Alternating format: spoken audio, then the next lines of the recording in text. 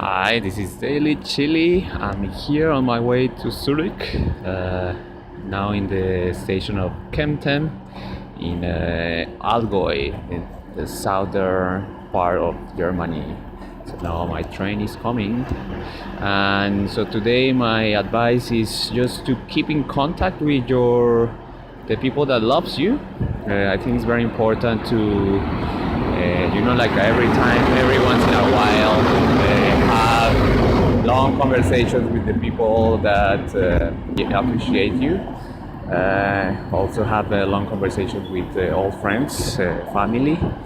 I think it's very important, and that way you can recharge your batteries.